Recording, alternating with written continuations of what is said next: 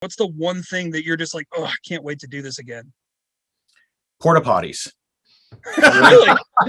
Backstage at festivals, rainy gray European festivals really, and porta potties. Really missed the porta potties.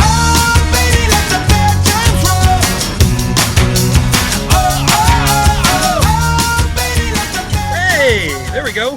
Hello. What is up, guys? How you doing? Oh, Good, man. How's it going? It's not too bad actually. We're being above freezing in Wichita for like 4 days now, so that's a change.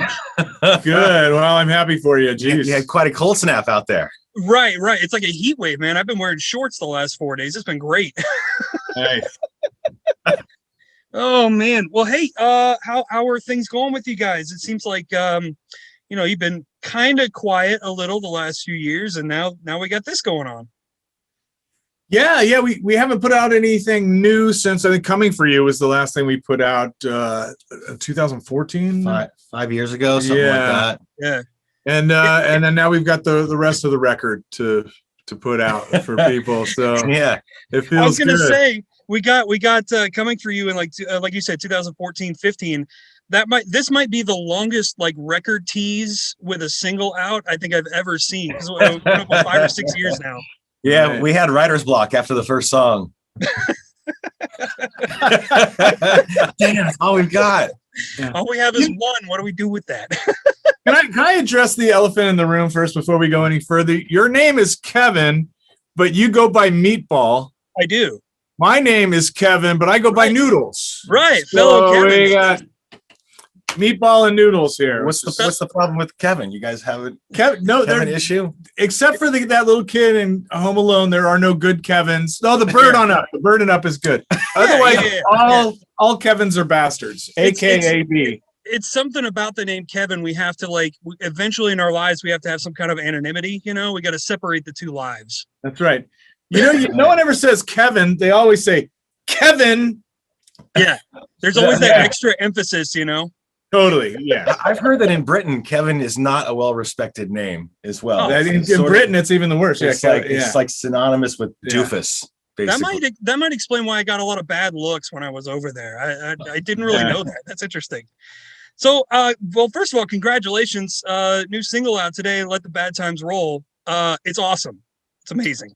Thank you, man. I appreciate it. It's one of those songs that you get that hook stuck in your, especially with the hand claps, going on with it. Like it's so catchy. It gets stuck in your head. And I've always appreciated that about, the writing with Offspring. It's got those great hooks, and you guys are incredible at that. Well, thank you very much. That means a lot. So tell me about the writing process with this song. And actually, I'd be interested to know how long you've had it done. Right. Yeah.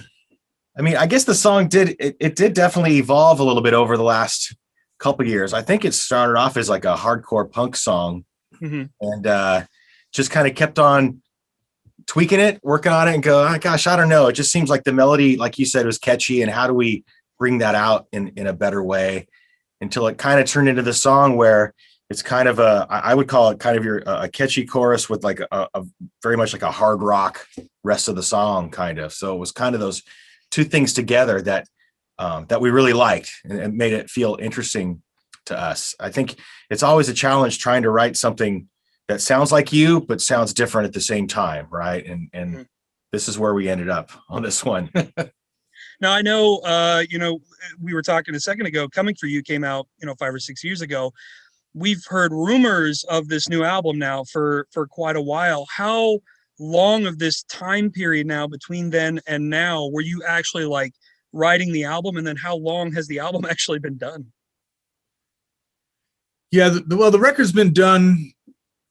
I mean, we never stopped working on it until a couple months ago, really. But we probably could have called it done earlier. What do they say? Records are never finished; they're abandoned. They're abandoned, right? So we probably could have abandoned it a year ago. But we didn't want to put something out when we weren't able to tour. And the pandemic shut us down in the middle of a tour, actually. So that kind of postponed it. So we continued working on the record until we find the way. We got to abandon this thing. I mean, for good. We got to abandon it for good. We've been sitting it out in the middle of the pandemic for a while, and now it's like, what are we going to do? Who knows when everything's going to get back to normal, if it ever will. And like, let's just put this out. We've got an album we're really proud of, and we want to share it with people. So here we are. Exactly. Yeah. No, I've been researching. I say researching, like reading through everything, that you guys have sent. I'm intrigued by some of the songs on the album. I'm a classical music fan as well. In the Hall of the Mountain King, is that like a legit cover of the classical Peer Gynt version? Define legit. The Offspring version of it, I guess. Yes. Okay. Very much the Offspring version. Yeah. That's fantastic. It's sort of our. It is the actual Grieg. That's the name of the guy. It's that tune, and it's sort of our take on it. I'm very interested to hear this because I think the first time I heard it was on like a Looney Tunes cartoon, which brings me to another one, Hassan Chop, which I remember as the Hassan Chop from the old Looney Tunes cartoons. Is that where that comes from too? It is the reference. Yes, actually. Awesome. You're one of the only people who's picked up on that. So good for you for being up on your Looney Tunes. That's I thought it was about the rapper Hassan Chop, but I don't think I'm familiar with him. I don't know who that is either. Yeah. I Googled it, and that's what came up. Yeah. Oh, yes, nice. I Googled to see if anyone else had written a song called Hassan Chop. Okay. And there wasn't, but there was a hip hop guy named Hassan Chop. It might be a group of or a collective. Obscure rapper from Hutchinson. I don't know. Just up the road from Wichita. I'm gonna have to give him a call and see if he knows you guys. Yeah. Dexter spends a lot of time in Wichita. It's an aviation hub. Right. I was actually going to bring that up. You love to fly, and I saw an interview one time where flying is like your golf kind of situation. Like it's one of your hobbies. It is. It's my zone. And I just happen to love Citation, who Cessna, of course, is based in Wichita, and the fine people of Wichita have built more than one aircraft for me. So thank you. They'll be very happy to know that, because I know one of the other big celebrities that flies in is Harrison Ford. He always makes like an appearance every year too. Yeah. We've barely missed each other once or twice, but I've never actually seen him. I go way back with Harrison. He and I are like this. Oh, really? Oh, okay. Very nice. I'm not in. I wouldn't fly with him, but we're good friends. So I a little bit, this is kind of a personal thing for me. Offspring has always kind of been at the forefront of my rock and roll life. You guys were one of the first albums that I ever bought with my own money.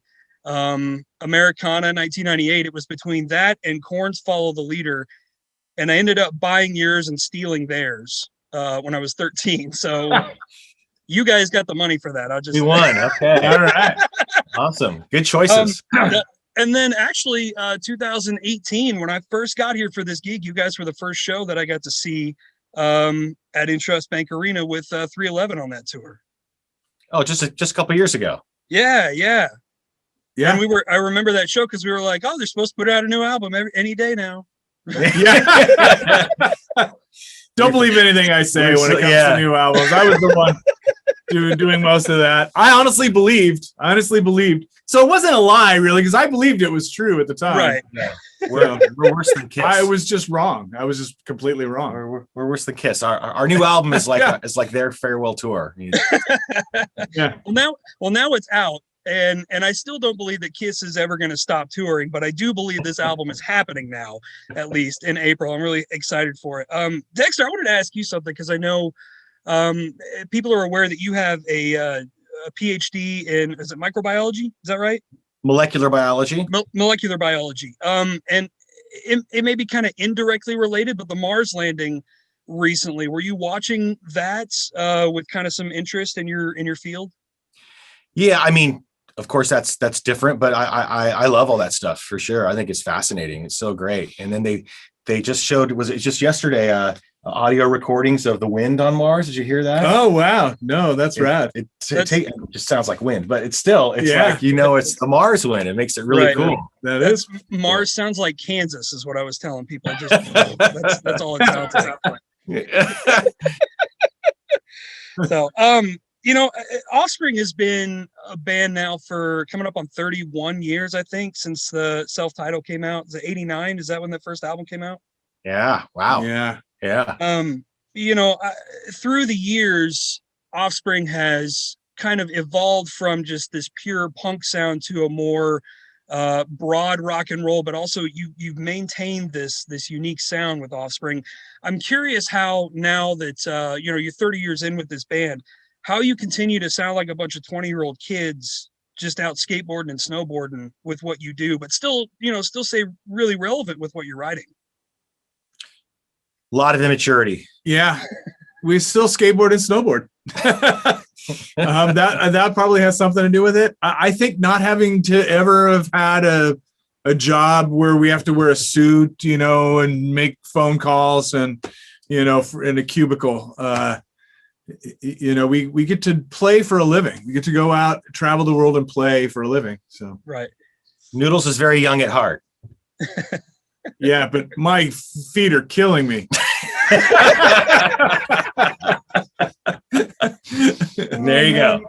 Now, have you ever, because there are bands that go on for, like the Rolling Stones, they're basically were born before Jesus, and they're still out touring and doing music. Has Offspring ever looked at maybe an end game? I'm not like insinuating anything, but I was always kind of curious, like once you get to a certain point, it's like, maybe this is kind of where we start thinking about this. We're actually just thankful for every day we get to continue to do what we do, whether it's recording here in the studio or go out on the road and play live shows for an audience. We're stoked to be able to do it. And as long as we still think we have, songs that are relevant and can play them in a way that entertains people, I hope nothing ever stops it. We still have fun doing it, I guess. It's always hard to imagine, like, wow, we'll be doing this in 5 years or 10 years. But the fact is, like you said, we really enjoy what we do. And as long as we continue to enjoy it, I think we'll keep doing it. Nobody's been on the road now for a year. What do you guys really miss about, being out on the road? What's the one thing that you're just like, oh, I can't wait to do this again? Porta potties. Really? Backstage at festivals, rainy gray European festivals, and porta potties. Really missed the porta potties. I was watching Queen's Gambit, and there was a scene where she was having a drink on a plane, a commercial jet, right? And I thought, oh man, I miss having a drink on a plane. So, of course, the main thing is just connecting with audiences. We got to do that. One of the last tours we did that didn't get canceled was a Canadian tour with Sum 41, and we traveled all the way across the country. And it was one of the funnest tours, and the audiences were amazing every night, and so I've been living off the nostalgia for things like that, this last year. Now, I mentioning, the time off over the last year, have you guys been binging anything on like Netflix or anything? Have you learned how to make banana bread or something? Banana bread, slow cooker. A lot of slow cooker recipes, I guess. But, and we got an air fryer at my house. So some wings. My wife does wing Wednesdays. Nice. Yeah. I saw a recipe on TikTok the other day. A guy made pancakes in his rice cooker. So instead of just doing one at a time, he just poured the entire thing of batter, and it made this big, literally a cake in his rice cooker. It's a good idea. That's genius. I want to do it, but I also don't want to ruin my rice cooker. That's almost bound to happen. Funny. That's funny. Yeah. Well, I know moving forward, the album's coming out in April. Things are still kind of up in the air, but what do you guys see moving forward now with the Offspring? That the album's out, what kind of things do we have in store with you guys? Yeah, we're shooting a bunch of fun videos, just kind of because we're going crazy, not able to tour. So we're trying to come up with just kind of fun little things that we can talk about that we think our fans will enjoy. maybe express some of our interests. Dexter could do a thing about flying, maybe, and I could do a thing about janitorial stuff, or kind of biding our time. I mean, really, we can't wait to get out there and play for people and play the new songs and all that, and just trying to make the best of it like everybody else until that time comes. Yeah, we're scheduled to do shows. We have shows in the works, so we're hoping that the vaccines do their job, and we get the virus under control, and we can all start getting together in groups and enjoy live music again. Yeah, both as fans and as performers. Yeah, I think we're all kind of getting itchy to get out, and watch these shows. I'm sure you guys are just dying to get out there and perform for people. And obviously with new music out, put the new music in front of people and let them have fun with it. Absolutely. We've been working really hard on getting these songs sounding as good as they can in the live arena. So can't wait to do that. Well, let the bad times roll the songs out. We're rolling it now because it's awesome. Actually got to hear it a little early, and it's been stuck in my head ever since I heard it. So great. It's an incredible song. I'm stoked for the record to come out in April. And guys, congratulations, man. The record's here. It's finally here. Thank you, Meatball. Thank you so much. Thank you so much, Meatball.